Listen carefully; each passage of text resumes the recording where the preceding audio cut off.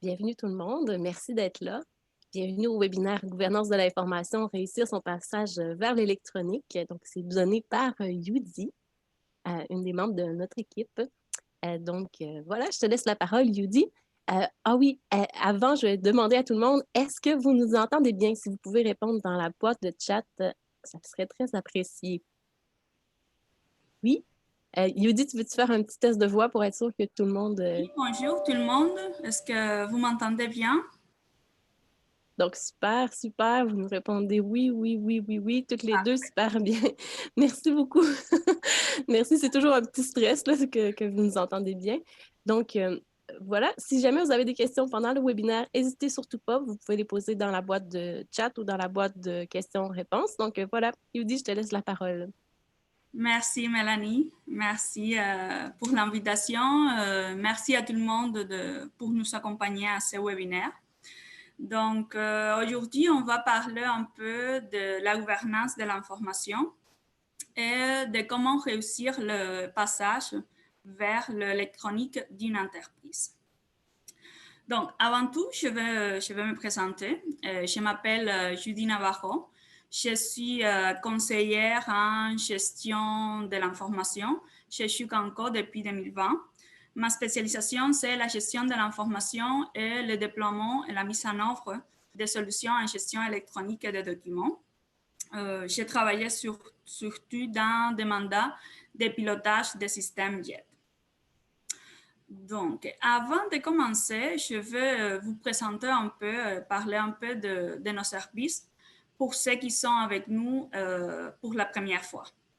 Nous avons comme mission accompagner les entreprises dans leur virage numérique. Un des premiers services que nous offrons, c'est les audits et le diagnostic qui nous permet d'établir un état de la maturité numérique et la gestion documentaire au sein des entreprises, en passant par l'architecture de l'information et la planification stratégique qui aide à bien cibler les directives pour réussir une transformation numérique. Un autre service, c'est le déploiement et la mise en œuvre des solutions. Nous avons une spécialisation dans le déploiement de Microsoft 365, mais on n'est pas lié à une solution précise, donc on vous accompagne dans le déploiement de la solution qui va répondre mieux à vos besoins. Aussi, notre service que nous offrons, c'est l'optimisation et l'automatisation des processus pour que la transformation numérique soit efficiente. Et bien sûr, tout ça, on va l'offrir dans une optique de conformité et gestion documentaire efficace. Pour entrer un peu déjà dans la matière d'aujourd'hui, je vais vous mettre un peu en contexte. Ça ne va pas être difficile parce que ça traite de la pandémie. Aujourd'hui, nous vivons une situation exceptionnelle avec la pandémie causée par la COVID-19. Cette situation vraiment a bouleversé notre vie dans tous les angles, dans toutes les affaires. Donc, le travail et notre façon de travailler n'échappent pas à cette situation. Alors, cette pandémie nous a poussé à aller vers le télétravail, à apprendre et à mettre en place de nouveaux processus pour que notre organisation puisse réussir ses objectifs. Nous a poussé à aller vers l'utilisation de nouveaux outils technologiques et de nouveaux logiciels, à utiliser des connexions VPN que peut-être avant on ne savait pas c'était quoi. Nous a poussé de façon générale à changer nos méthodes de travail, même à implanter, par exemple, des solutions pour une signature numérique ou implanter un système de gestion intégrée des documents. Et peut-être que ça arrive chez vous, vous l'avez planifié pour le 2022-2023, mais dans cette situation, on a dû accélérer toutes les choses. Donc, on est en face d'une utilisation presque exclusive des documents électroniques. et d'aller vers ce monde numérique, que c'est vrai, il va nous donner plusieurs avantages, mais quand même, on doit évaluer les pour et les contre et les utiliser convenablement ou nous allons affronter pas mal des inconvénients. Mais pourquoi les inconvénients? Quels sont les problèmes du monde numérique qu'on doit faire face? Pour commencer, on peut mentionner les volumes croissants des informations et des documents qui existent dans le monde. Il y a déjà plusieurs études qui démontrent que ça peut être un vrai chaos dans une entreprise, même dans la vie quotidienne. Nous le vivons avec les fausses nouvelles qui sortent tous les jours sur la COVID. Et c'est un risque de désinformation qui nous empêche de trouver la bonne information et qui rend difficile de prendre les bonnes décisions. Cette infobésité, comme quelques experts l'appellent, se trouve aussi au cœur de nos entreprises, au cœur de nos organisations. Ce que je vois souvent, c'est que plus l'entreprise est grande, plus de la surinformation on trouve là. Un exemple que moi-même j'ai vécu et qu'on voit souvent dans les entreprises, c'est l'incohérence des informations entre des unités administratives de la même entreprise. Et là, la principale cause est la décentralisation de l'information et le travail en silo, où chaque service modifie sa copie. Par exemple, on a les ressources humaines comme un silo, on a la comptabilité comme un autre silo. Donc, chaque service a ses propres systèmes et il n'y a pas de relation entre les deux. Donc, ça nous amène à que chaque service va modifier sa propre copie dans le même document. Le résultat, c'est l'information en double, causée bien sûr par la même décentralisation, mais aussi des fois, ça c'est une chose que je vois souvent dans les entreprises, c'est que l'utilisation de multiples plateformes. Je vois souvent au sein d'une entreprise qui utilise OneDrive, qui utilise Dropbox, qui utilise même Microsoft 365, Google Drive. Alors, on peut trouver la même information dans chacune de ces plateformes. Et ça, et bien sûr, ça nous arrive au chaos. Et si on pense à la duplication d'informations à grande échelle, on arrive aussi au problème de stockage.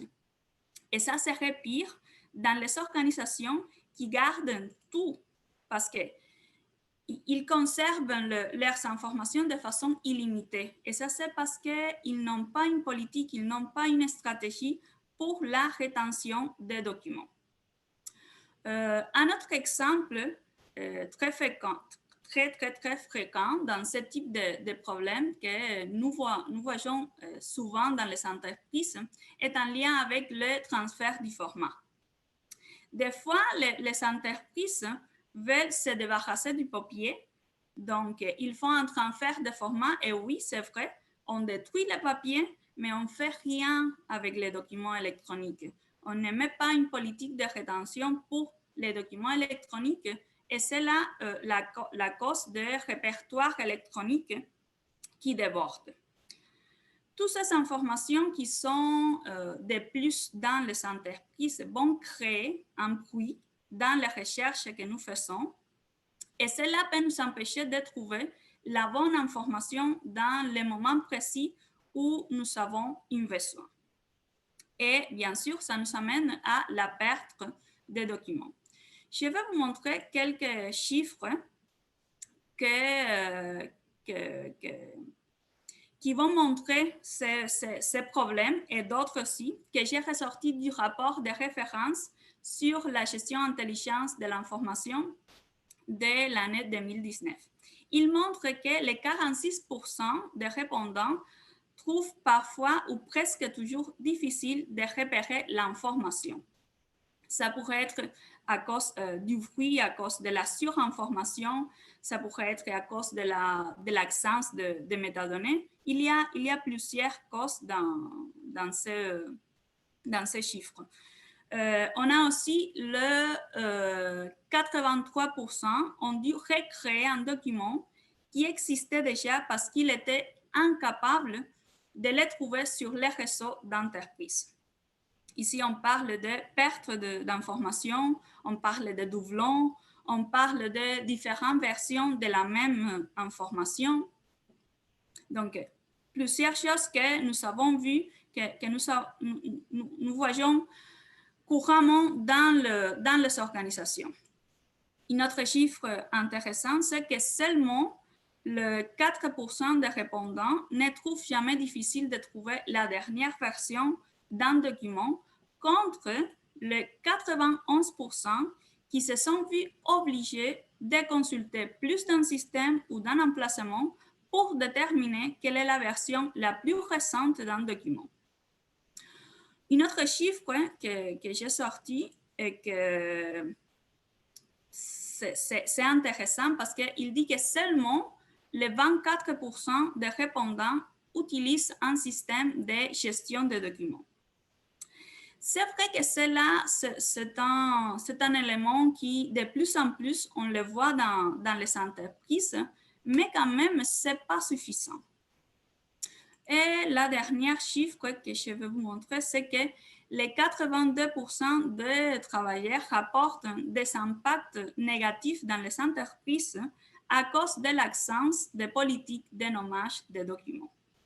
Donc, on voit ici qu'il y a une chaîne de problèmes qui certainement va nous amener dans le chaos.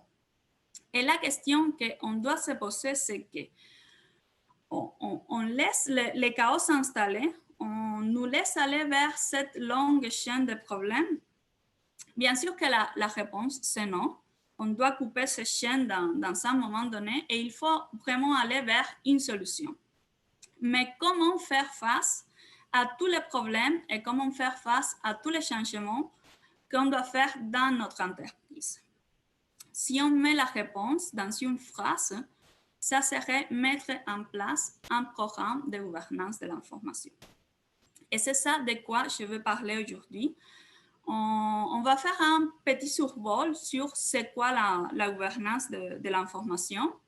Je vais vous présenter un concept, expliquer un peu ça a l'air de quoi.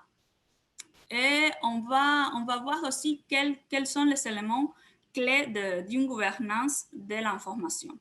Après, dans une deuxième partie, on va parler des freins et des avantages de la gouvernance et quelques éléments qu'on doit tenir en compte au moment de mettre en place un programme de gouvernance de l'information. Donc, c'est quoi gouvernance de l'information? Selon Arma International, qui est la communauté professionnelle de la gestion de l'information et de la gouvernance de l'information, on définit que gouvernance de l'information, c'est une stratégie en cadre interdisciplinaire composée de normes, processus, rôles et mesures qui tiennent les organisations et les individus responsables de la création, de l'organisation, de la sécurité, de la maintenance, de l'utilisation et de l'élimination des informations, de manière à contribuer aux objectifs de l'organisation du bon traitement des actifs informationnels.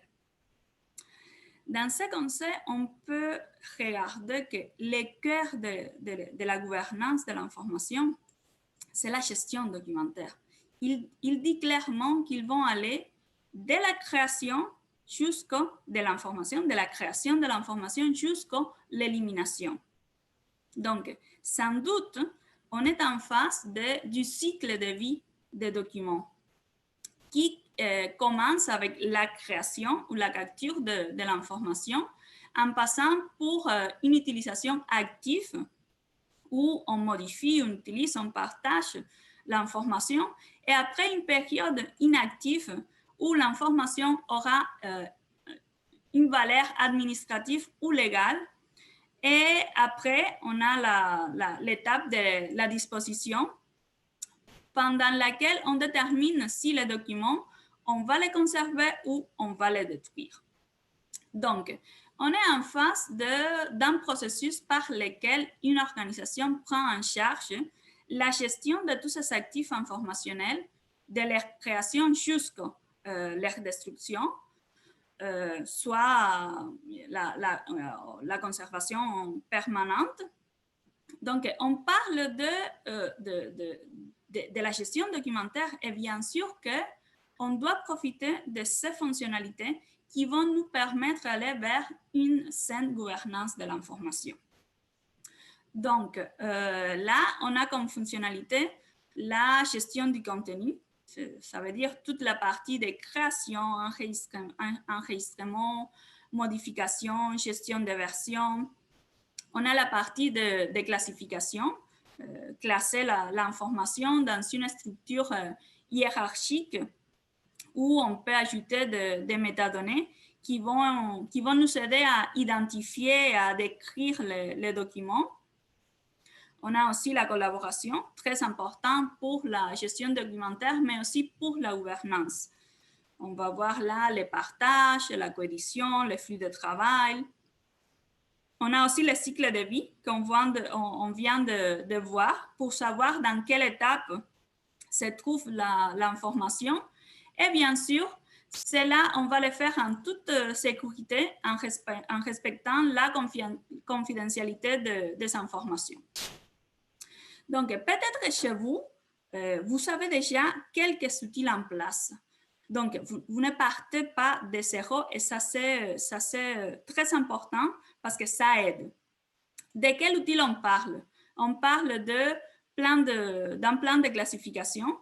C'est un outil qui va nous aider à classer les documents selon le processus de travail de l'organisation et selon les activités qu'elle réalise. On parle du calendrier de conservation pour savoir quoi conserver, pendant combien de temps, si c'est actif, si c'est semi-actif, si c'est une information confidentielle. On parle aussi de taxonomie qui vont nous aider beaucoup à catégoriser les contenus de notre entreprise. Et on parle aussi d'une convention de nommage pour uniformiser la manière de nommer les fichiers et les dossiers numériques au sein de l'organisation, au sein de l'entreprise. Mais une chose très importante, c'est que gouvernance de l'information, c'est plus que gestion documentaire. C'est vrai que la gestion documentaire, c'est le cœur, mais selon le concept que nous avons vu tantôt, il dit que c'est aussi un cadre interdisciplinaire composé de normes, processus, rôles et mesures. Donc, il faut une approche multidisciplinaire, une approche collaborative pour profiter de la valeur de l'information, car la même information peut être vue ou peut être comprise de façon différente par un comptable ou par un gestionnaire ou par un avocat. Donc, pour cela, c'est très important que tous les services interagissent avec l'information pour bien la gérer, parce que chaque service apporte à l'organisation un regard différent sur l'information.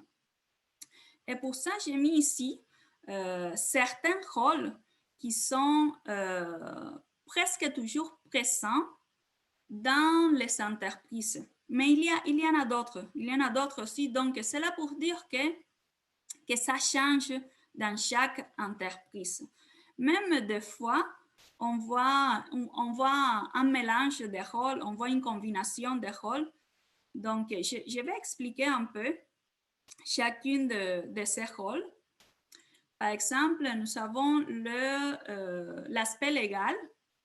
Il doit fournir des conseils pour aider à garantir que l'organisation respecte toutes les réglementations et les lois et pour répondre de manière appropriée lorsque l'organisation est impliquée dans un litige.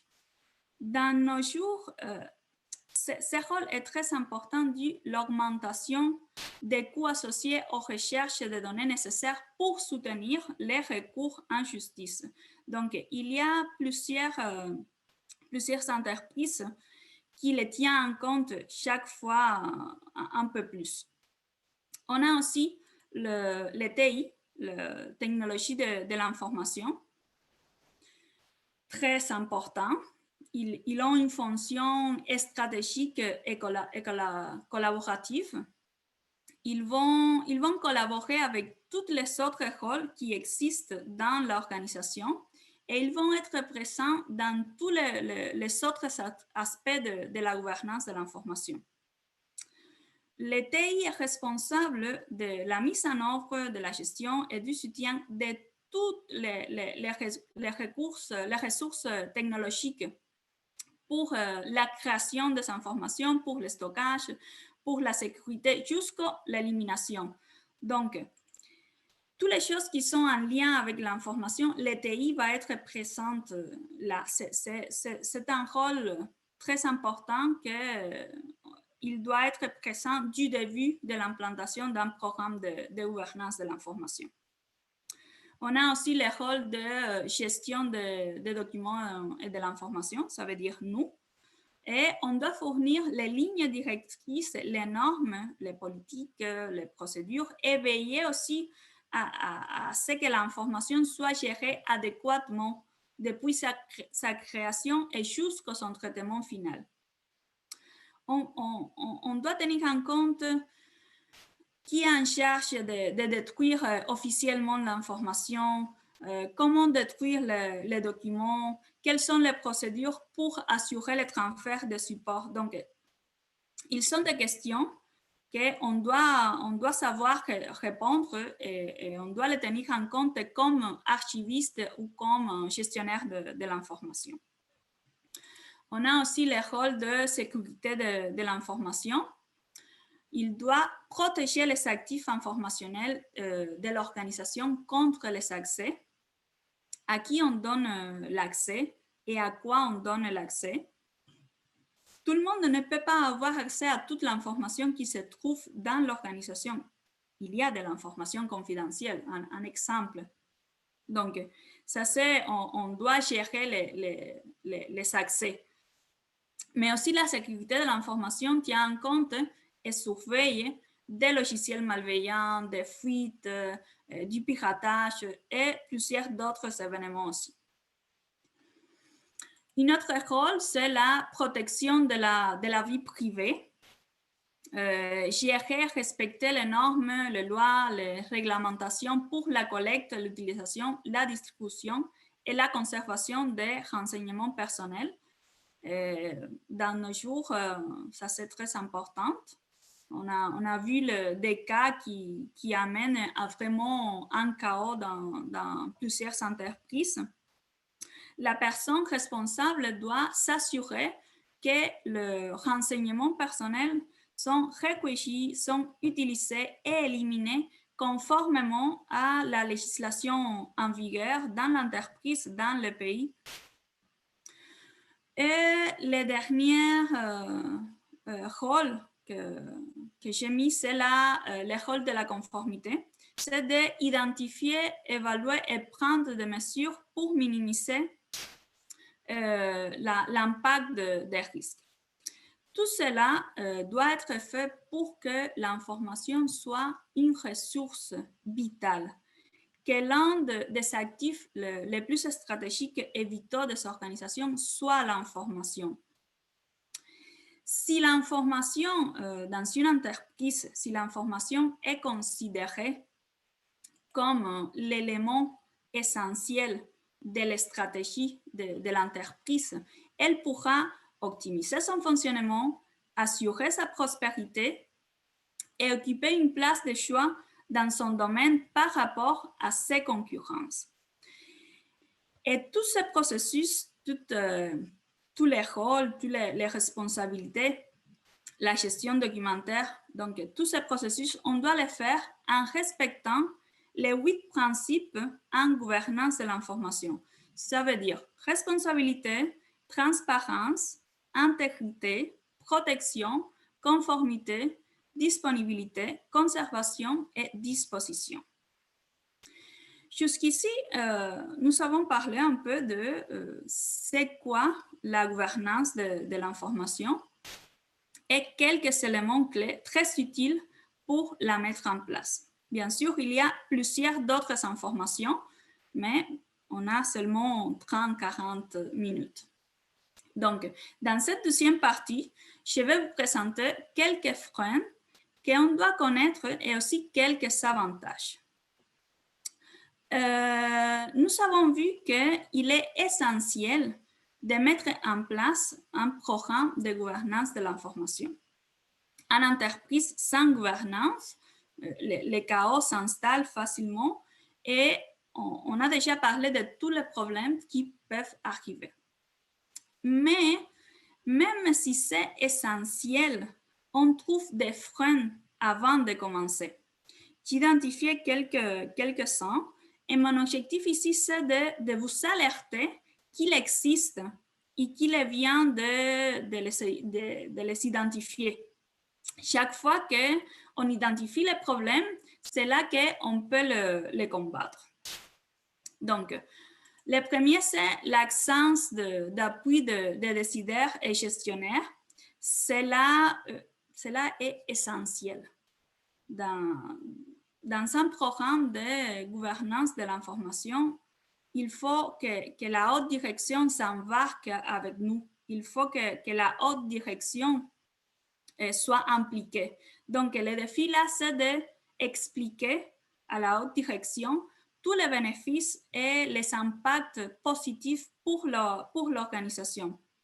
En plus de les faire comprendre tous les risques liés à l'information, la perte d'information, la violation des données et plusieurs d'autres. Donc, c'est de les faire comprendre les bénéfices d'implanter un programme de gouvernance de l'information.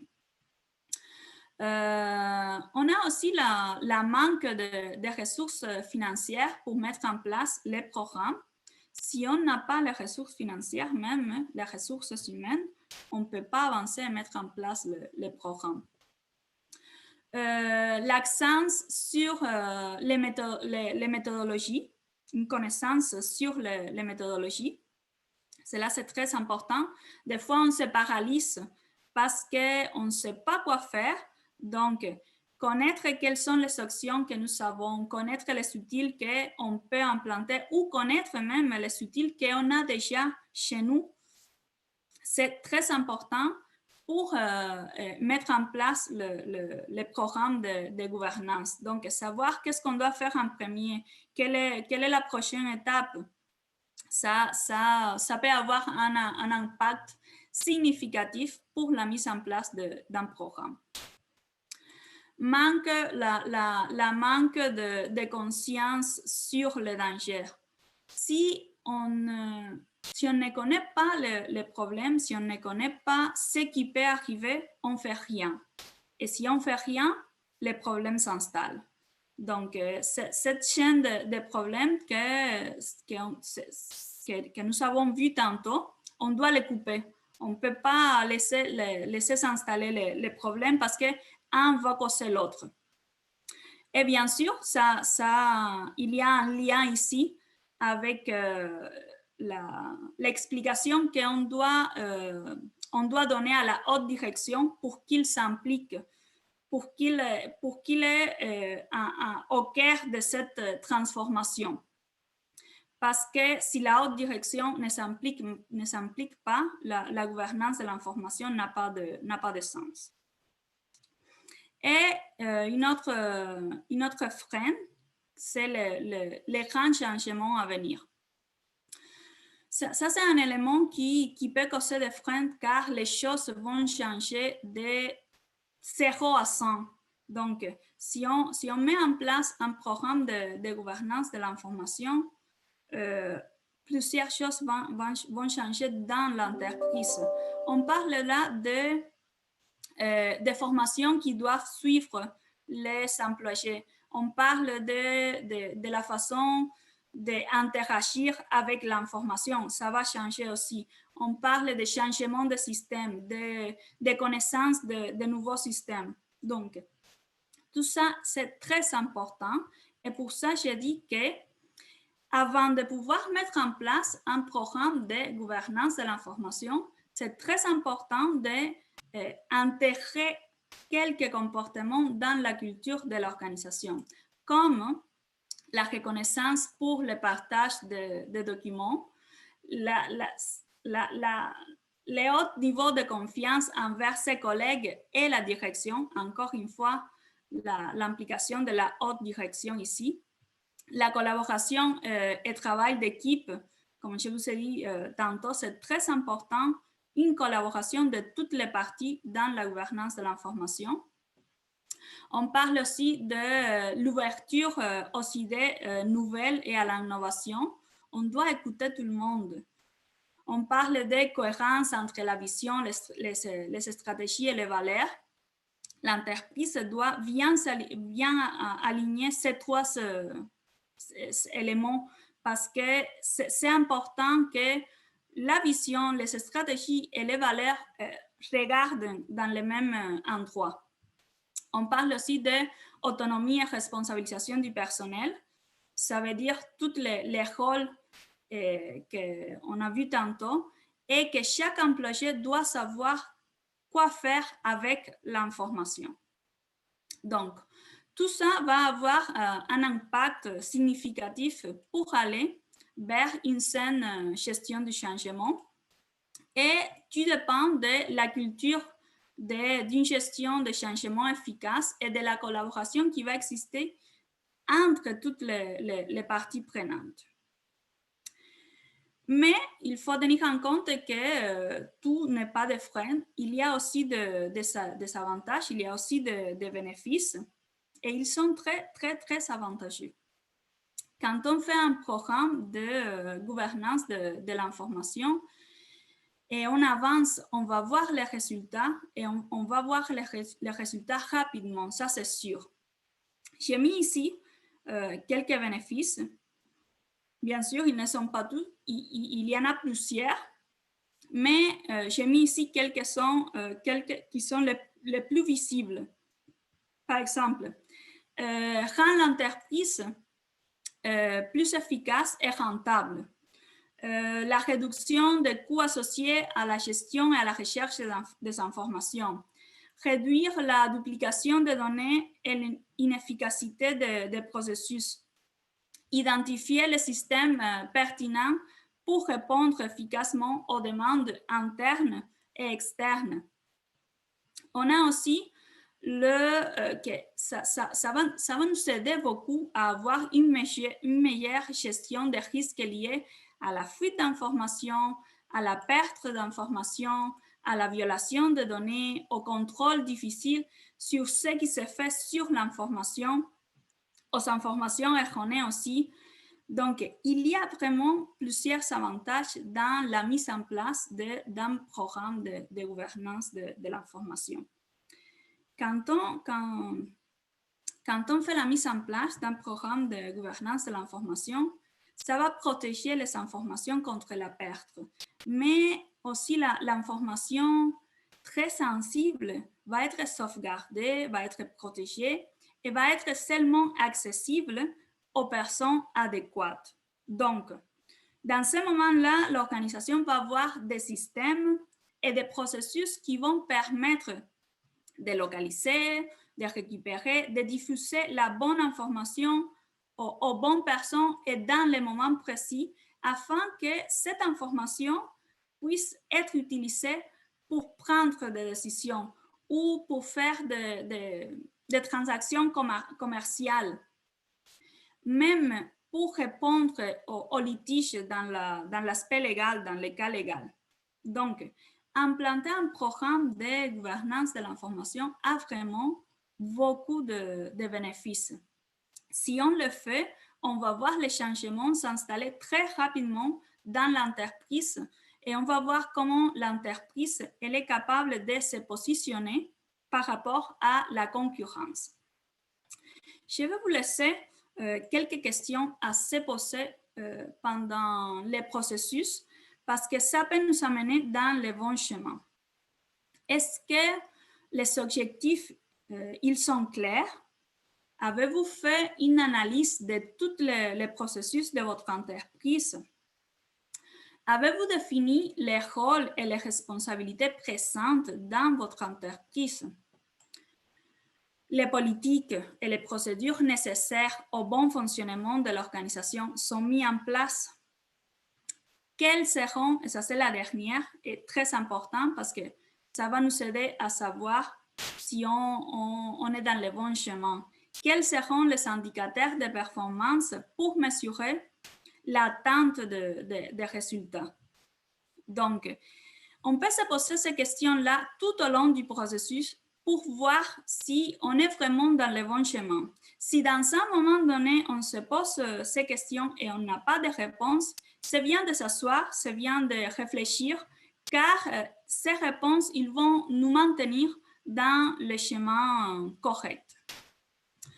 Donc, si vous savez les besoins, si vous savez un bénéfice perçu, et ça c'est sûr qu'il existe, si vous savez toutes les ressources nécessaires, je vous recommande d'aller vers un programme de gouvernance de l'information.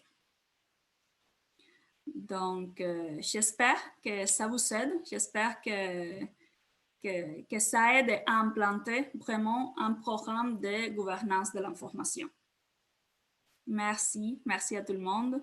Merci beaucoup, Yudi. Il nous reste encore du temps. Si jamais vous avez des questions, n'hésitez pas. Donc on en a une de Carmen. Est-ce qu'il est nécessaire de nommer une personne responsable de la gestion des documents dans l'entreprise? Je pense que oui. Si on va aller vers un programme de gouvernance de l'information, le cœur de la gouvernance de l'information, c'est la gestion des documents. Oui, il faut avoir une personne responsable de la gestion de la gouvernance de l'information. Oui, et de la gestion des documents. Ça, c'est sûr. On a une autre question de José. Quels seraient les indicateurs de performance à vérifier? Tu peux me répéter, Mélanie? Oui. Quels seraient les indicateurs de performance à vérifier? Dans le fond, qu'est-ce qui indique la performance? Il y a beaucoup des indicateurs parce que chaque rôle va avoir des indicateurs et on doit tenir en compte l'entreprise, on doit tenir en compte les objectifs de l'entreprise pour faire les indicateurs de performance. Donc, ça, on peut donner une autre webinaire sur la performance et les indicateurs de performance. Merci, Yudi. Il y a quelqu'un qui demande, Eric, est-ce possible de revenir sur l'acétate, sur les questions à se poser? Oui. Puis, ça va bien avec la question d'Andréane. Si nous répondons non aux questions, pouvons-nous tout de même aller de l'avant avec une gouvernance de l'information? Le problème, c'est que c'est pas seulement de dire oui ou non à ces réponses, c'est de savoir quels sont est-ce que, par exemple, avez-vous fait une analyse de tous les processus de votre entreprise? Oui, mais la réponse, il doit nous amener à quels sont les processus? Est-ce que vraiment ça n'a pas changé? Est-ce qu'il y a de nouveaux processus dans l'entreprise? Donc, ce n'est pas seulement de dire oui ou non, sinon de nous amener à une autre réflexion, de savoir quels sont les processus, est-ce qu'il y a de nouveaux processus ou quels sont les rôles que j'ai mis qu'il y a dans mon entreprise. Est-ce que j'ai besoin d'un autre rôle? Donc, j'ai besoin d'un autre personnel. C'est ça, les questions sont pour vous amener dans une réflexion. Parfait. Donc, Andréane, dis merci. Merci, Andréane, pour ta question. On a aussi une question de Manon. Va-t-il y avoir une formation plus approfondie sur la gouvernance? Je peux répondre à la question si tu me permets, Yudi. Oui. Oui, ça s'en vient. Ça va être le 18 février. Donc, vous pouvez aller voir sur notre site Internet, sur notre boutique. Donc, c'est possible de s'inscrire là, dès maintenant. Donc, c'est le 18 février. Voilà. Je vais juste vérifier. Donc, je regarde s'il y avait d'autres questions. C'est le moment. On se fait dire par Carmen, merci beaucoup. Excellente présentation. Merci. Merci pour vos commentaires. Merci à tout le monde pour euh, être là et nous écouter. On a encore une question, si tu me permets, Yudi. Est-ce qu'il y a une différence entre gouvernance de l'information excusez, et gestion stratégique de l'information? Tous les concepts, ils se mélangent dans un moment donné. Parce que gouvernance, je pense que c'est plus large que l'autre concept que tu mentionnes, mais vraiment, dans un moment donné tous les concepts, ils se mélangent et ils traitent les mêmes choses et ils essayent de rendre l'information comme quelque chose de stratégique pour l'organisation, une ressource comme tous les autres et profiter de la valeur que ça peut nous donner. Dans le fond, il y a Andréane qui voudrait revoir la première diapositive des bénéfices de la gouvernance de l'information. Ça va être aussi possible de revoir, si vous êtes abonné à notre infolette, on va l'envoyer, on va envoyer la présentation, donc ça va être possible de la revoir si vous voulez. Donc, on va faire l'envoi cette semaine. Puis, j'ai une autre question de José. Est-ce qu'on parle des processus macro ou micro? Je veux dire plus général ou très précis? Je pense qu'il faut voir les deux. Il faut voir le processus au niveau de l'entreprise, mais il faut voir le processus dans chaque service, qu'est-ce qu'ils font, comment ils le font. Donc, je pense qu'au moment d'implanter un programme de gouvernance de l'information, il faut voir les deux. Il faut tenir en compte les deux. Parfait. Donc, je regardais si on avait d'autres questions. Merci, Yudi, d'avoir mis la page demandée. Donc, ça va être tout pour aujourd'hui. Donc, encore une fois, si vous voulez aller plus loin sur le sujet, c'est possible de s'inscrire à notre formation sur la gouvernance de l'information le 18 février. Merci énormément, Yudi. Aussi, on a d'autres... Merci à toi, Mélanie, et merci à tout le monde de participer à nos webinaires. Oui, ben oui, merci. Puis merci pour vos questions. Sinon, ça ne serait pas possible de le faire sans vous. Autre événement qui s'en viennent, on a aussi plusieurs formations, gestion avancée des documents avec Microsoft à l'AFI. Allez voir ça. On est en partenariat avec AFI Expertise pour ça. Puis le 16 février, on a un gros événement qui s'en vient, une journée complète d'ateliers techniques sur les solutions JET. Allez vous inscrire. Puis, si vous n'êtes pas encore inscrit à notre infolette, allez le faire dès maintenant, puis répandez la bonne nouvelle à propos de notre infolette. Merci encore d'avoir été là. Si on a des questions, si on a échappé, on va les répondre par courriel. Puis, encore une fois, merci énormément, Yudi, pour ta présentation. Merci à toi, Mélanie, et merci à tout le monde d'être présente. OK, merci.